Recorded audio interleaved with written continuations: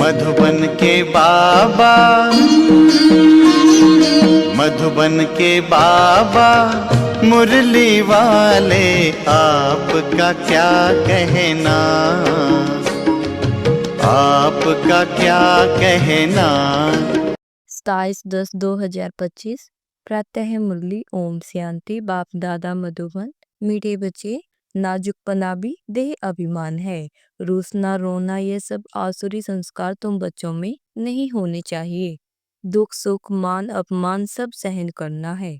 प्रश्न है, सर्विस में ढीलापन आने का मुख्य कारण क्या है? उत्तर है, जब देह अभिमान के कारण एक दो की खामियां देखने लगते हैं तब सर्विस में ढीलापन आता है। आपस में अनबनी होना भी देह अभिमान है। मैं फलाने के साथ नहीं चल सकता, मैं यह नहीं कर सकता, यह सब नाजुकपना है। यह बोल मुख से निकालना माना कांटे बनना, नाफरमान बरदार बनना। बाबा कहते, बच्चे तुम रूहानी मिलिट्री हो, इसलिए ऑर्डर हुआ तो फौरन हाजिर होना चाहिए। कोई भी बात में आनाकानी मत करो। ओम शांति। रूहानी बाप बैठ रूहानी बच्चों को समझाते हैं। बच्चों को पहले पहले यह शिक्षा मिलती है कि अपने को आत्मा निश्चय करो। देही अभिमान छोड़ देही अभिमानी बनना है। हम आत्मा है, देही अभिमानी बने तभी बाप को याद कर सके। वह है अज्ञान काल, यह है ज्ञान काल। ज्ञान तो एक ही बाप देते हैं जो सर्व की सद्गति करते हैं, और वह है निराकार, अर्थात उनका कोई मनुष्य आकार नहीं है। जिसको मनुष्य का आकार है उनको भगवान नहीं कह सकते। अब आत्माएं तो सब निराकारी ही हैं, परंतु देही अभिमान में आने से अपने को आत्मा भूल गए हैं। अब बाप कहते हैं, तुमको वापिस जाना है, अपने को आत्मा समझो। आत्मा समझ बाप को याद करो, तब जन्म जन्मांतर के पाप भस्म हो। और कोई उपाय नहीं। आत्मा ही पतित आत्मा ही पावन बनती है।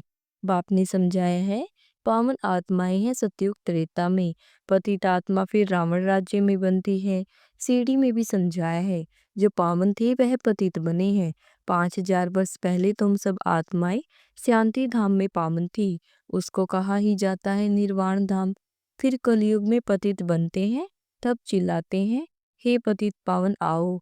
बाबा समझाते हैं, बच्चे मैं जो तुमको ज्ञान दे रहा हूँ पतित से पावन होने का, वह सिर्फ मैं ही देता हूँ, जो फिर प्राय लोप हो जाता है।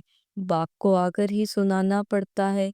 यह मनुष्य ने अथाह शास्त्र बनाए हैं। सतयुग में कोई शास्त्र होता ही नहीं, वहाँ भक्ति मार्ग रिंचक भी नहीं। अभी बाप कहते हैं, तुम मेरे द्वारा ही पतित से पावन बन सकते हो। पावन दुनिया जरूर बननी है। मैं तो बच्चों को ही आकर राजयोग सिखलाता हूँ, दैवी गुण भी धारण करने हैं। रूसना रोना यह सब आसुरी स्वभाव है। बाप कहते हैं, दुख सुख मान अपमान सब बच्चों को सहन करना है। नाजुकपना नहीं, मैं फलाने स्थान पर नहीं रह सकती हूँ, यह भी नाजुकपना है। इसका स्वभाव है, यह ऐसा है वैसा है, यह कुछ भी रहना नहीं चाहिए। मुख से सदैव फूल ही निकले, कांटा नहीं निकलना चाहिए। कितने बच्चों के मुख से कांटे बहुत निकलते हैं। किसी को गुस्सा करना भी कांटा है। एक दो में बच्चों की अनबनी बहुत होती है। यही अभिमान होने कारण एक दो की खामियां देखते खुद में अनेक प्रकार की खामियां रह जाती है, इसलिए फिर सर्विस ढीली पड़ जाती है। बाबा समझते हैं, यह भी ड्रामा अनुसार होता है। सुधरना भी है तो मिलिट्री के लोग जब लड़ाई में जाते हैं तो उन्हों का काम ही है दुश्मन से लड़ना। फ्लड्स होती हैं, वह कुछ हंगामा हुआ तो भी बहुत मिलिट्री को बुलाते हैं। फिर मिलिट्री के लोग मजदूरों आदि का काम भी करने लग पड़ते हैं। गवर्नमेंट मिलिट्री को ऑर्डर करती है, यह मिट्टी सारी भरो, अगर कोई न आया तो गोली के मुंह में। गवर्नमेंट का ऑर्डर मानना ही पड़े। बाप कहते हैं, तुम भी सर्विस के लिए बांधे हुए हो। बाप जहाँ भी सर्विस जाने के लिए बोले झट हाजिर होना चाहिए। नहीं माना तो मिलिट्री नहीं कहेंगे, वह फिर दिल पर नहीं चढ़ती। तुम बाप के मददगार हो सबको पैगाम देने में। अब समझो कहाँ बड़ा म्यूजियम खोलते हैं। कहते हैं 10 माइल दूर है, सर्विस पर तो जाना पड़े ना। खर्चे का ख्याल थोड़े ही करना है। बड़े से बड़ी गवर्नमेंट बेहद के बाप का ऑर्डर मिलता है, जिसका राइट हैंड फिर धर्मराज है। उनकी श्रीमत पर न चलने से फिर गिर पड़ते हैं। श्रीमत कहती है अपनी आंखों को सिविल बनाओ, काम पर जीत पाने की हिम्मत रखनी चाहिए। बाबा का हुक्म है, अगर हम नहीं मानेंगे तो एकदम चकनाचूर हो जाएंगे, 21 जन्मों की रजाई में रोला पड़ जाएगा। बाप कहते हैं मुझे बच्चों के बिगड़ तो कभी कोई जान न सके, कलप पहले वाले ही आहिस्ते आहिस्ते निकलते रहेंगे। यह है बिल्कुल नई नई बातें, यह है गीता का युग। परंतु शास्त्रों में इस संगम युग का वर्णन नहीं है। गीता को ही द्वापर में ले गई है, लेकिन जब राजयोग सिखाया तो जरूर संगम होगा ना। परंतु किसी की बुद्धि में यह बातें नहीं है। अभी तुम्हें ज्ञान का नशा चढ़ा हुआ है, मनुष्य को है भक्ति मार्ग का नशा।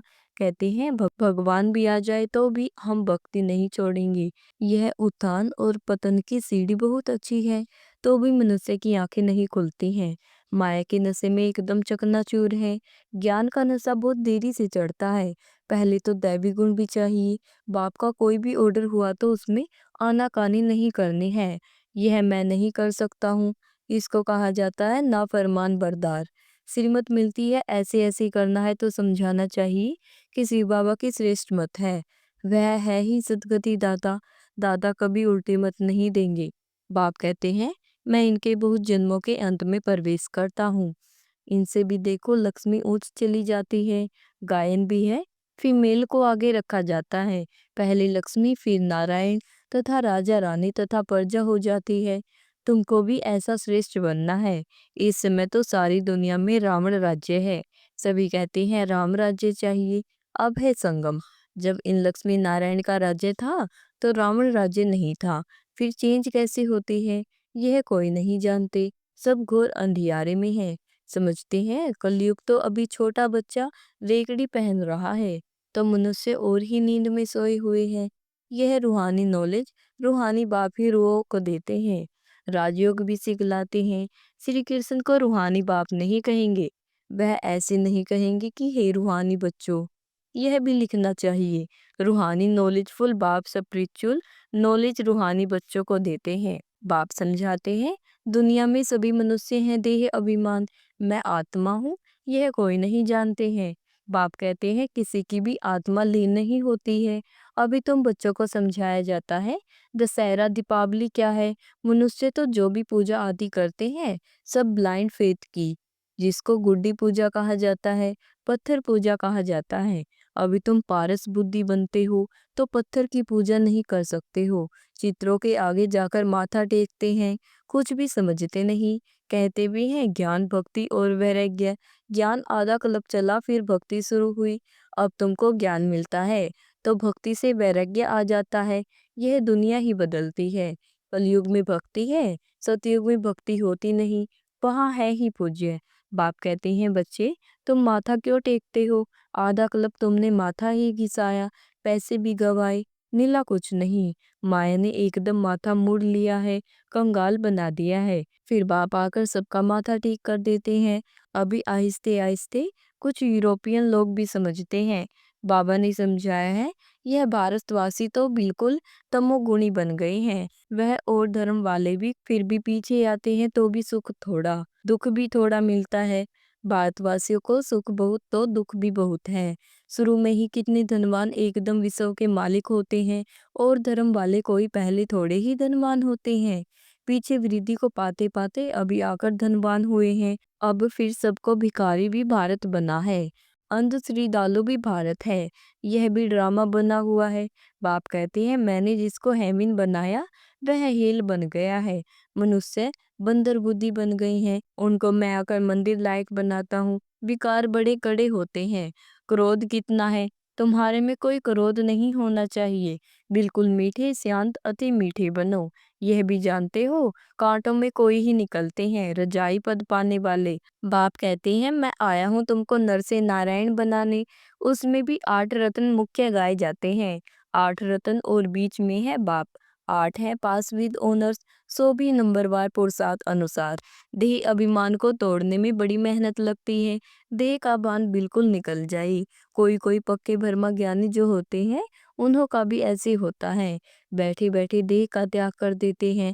बैठे बैठे ऐसे शरीर छोड़ते हैं वायुमंडल एकदम शांत हो जाता है। और अक्सर करके प्रभात के शुद्ध समय पर शरीर छोड़ते हैं। रात को मनुष्य बहुत गंद करते हैं, सुबह को स्नान आदि करके भगवान भगवान कहने लगते हैं, पूजा करते हैं। बाप सब बातें समझाते रहते हैं। प्रदर्शनी आदि में भी पहले पहले तुम अल्फ का परिचय दो। पहले अल्फ और बे। बाप तो एक ही निराकार है। बाप रचिता ही बैठ रचना के आदि मध्य अंत का ज्ञान समझाते हैं।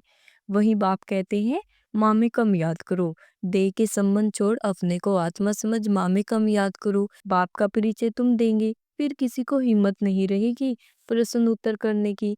पहले बाप का निश्चय पक्का हो जाए तब बोलो 84 जन्म ऐसे लिए जाते हैं। चक्कर को समझ लिया, बाप को समझ लिया, फिर कोई प्रश्न उठेगा नहीं। बाप का परिचय देने बिगर बाकी तुम ठीक ठीक करते हो तो उसमें तुम्हारा टाइम बहुत वेस्ट हो जाता है, गले ही घुट जाते हैं। पहली पहली बात अल्फ की उठाओ, टिक टिक करने से समझ थोड़े ही सकते हैं। बिल्कुल सिंपल रीति और धीरे से बैठ समझाना चाहिए। जो देही अभिमानी होंगे वही अच्छा समझा सकेंगे। बड़े बड़े म्यूजियम में अच्छे अच्छे समझाने वाले को मदद देनी पड़े। थोड़े रोज अपना सेंटर छोड़ मदद देने आ जाना है। पिछाड़ी में सेंटर संभालना कोई को बिठा दो।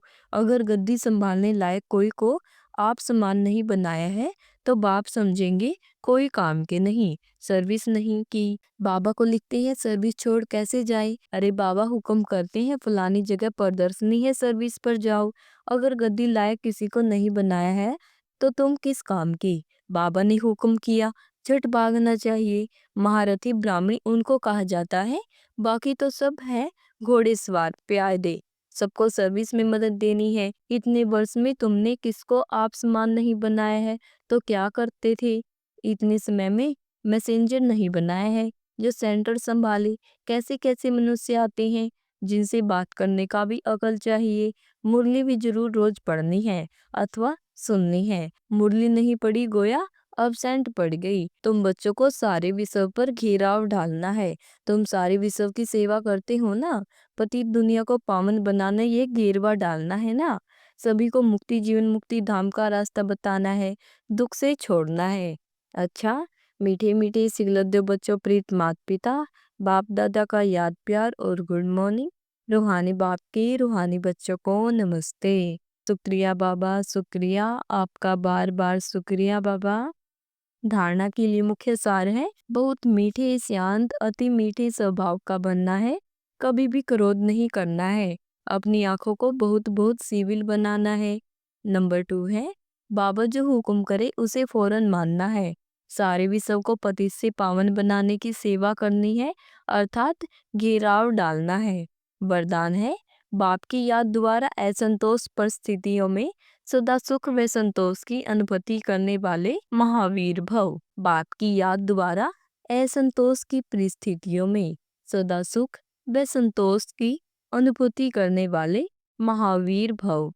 सदा बाप की याद में रहने वाले हर परिस्थिति में सदा संतुष्ट रहते हैं, क्योंकि नॉलेज की शक्ति के आधार पर पहाड़ माफिक परिस्थिति भी राय अनुभव होती है।